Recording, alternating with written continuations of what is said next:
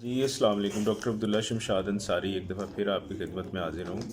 अच्छा, अभी हमारे पास एक मरीज़ आया है और उसकी कंप्लेन ये है कि 2 से 4 दिन हो गए हैं, ठीक है, हिचकी नहीं उसकी बंद हो रही।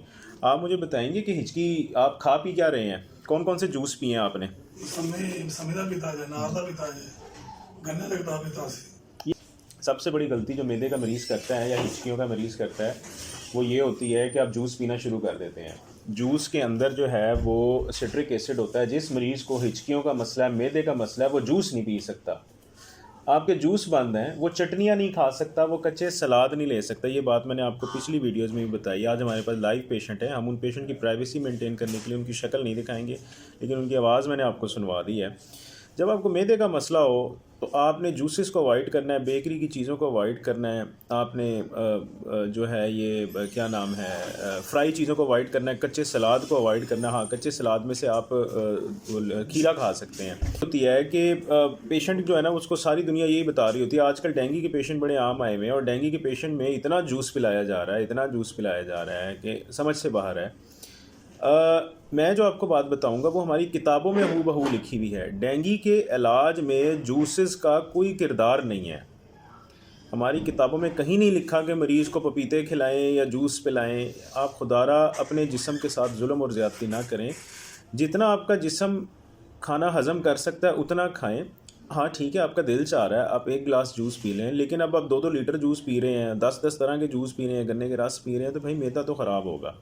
और डेंगू में वैसे ही लिवर की इतनी इन्फ्लेमेशन, इतनी सोजिश हो जाती है जिगर की कि आप उसके अंदर जब भी तेज़ शुगर वाली चीज़ें या तेज़ केमिकल वाली चीज़ें डालेंगे तो आपको या तो हिचकियाँ शुरू हो जाएंगी या मैदे में दर्द शुरू हो जाएगा या आपको उल्टियाँ शुरू हो जाएंगी। तो खुदारा अपनी ग़िज़ा को बीमारी में नॉर्मल हद तक रखा करें।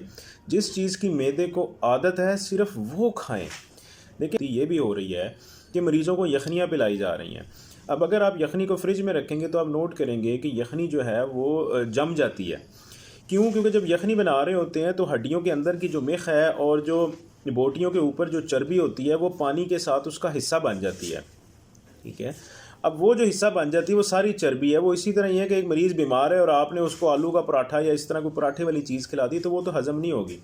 बीमारी में हमने वो खाना खाना है जो कि फ़ौरी तौर पे हज़म हो जाए। जैसे फल फ्रूट हो गए, सादा पानी पिएँ, सादा रोटी सालन खाएँ, जल्दी हज़म होगी, ठीक है। चावल खाएँ, पुलाव वैसे ले लें कोई चने का, कोई उसकी चीज़ का, ठीक है। आप ना लें ये हैवी चीज़ें, ठीक है। दवाई तो हम लिख के दे देते हैं मरीज़ से, लेकिन जब तक आप ग़िज़ा में प्रॉपर चीज़ें नहीं करेंगे तब तक आप ठीक हैं। जो डेंगू के मरीज़ चल रहे हैं जूसेस पिएँ ज़रूर, मतलब उसको अपना आदत ना बनाएं कि आप 2-2 लीटर जूस पी रहे हैं। पानी ज़्यादा पिएँ। डेंगू के अंदर सबसे बड़ा मसला ये होता है कि खून की शरियानों में से जो पानी है ना वो लीक होकर जो है ना वो चला जाता है फेफड़ों में और मैदे में, यानी कि खून की शरियानों में छोटे छोटे सुराख बन जाते हैं। अब ये है कि अगर आप बार बार बड़ी बड़ी ड्रिपें लगाएंगे तो वो पानी की जो लीकेज है ना वो सुराख में से बढ़ जाएगी। इसका कहने का मतलब ये है कि आपने डॉक्टर के मशवरे के बगैर बड़ी बड़ी ड्रिपें नहीं लगवानी।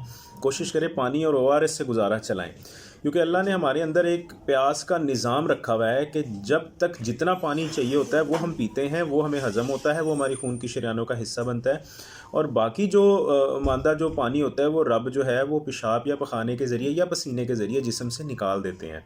तो इसलिए इस चीज़ का ख़ास ध्यान रखें कि डेंगू के मरीज़ या किसी भी बीमारी के मरीज़ कभी भी वो चीज़ ना लें जिसकी उनके जिस्म को आदत नहीं होती है। कोई सवाल हो तो नीचे कमेंट सेक्शन में लाजमी लिखें। अभी मैं आपसे इजाज़त चाहूँगा। हम OPT के दरमियान ये वीडियो बना रहे हैं आपके फ़ायदे के लिए, ताकि मरीज़ भी सुन लें और आप लोग भी सुन लें। अस्सलाम वालेकुम, अल्लाह हाफ़िज़।